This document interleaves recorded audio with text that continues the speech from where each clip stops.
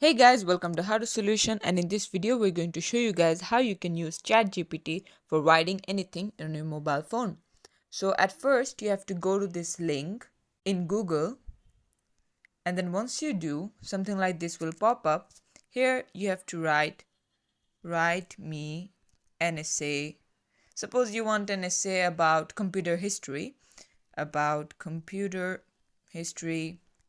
and let's say that the word limit is 250 words.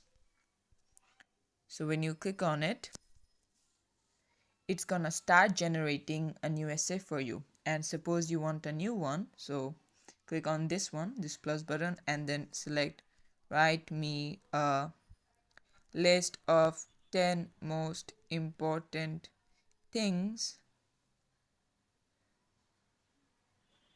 in medical sector, and it's going to do that for you. And this is how you can use ChatGPT to write anything that you need. This is it for the video. Thanks for watching. Please leave a like and subscribe for more tutorials like this, and until then, take care.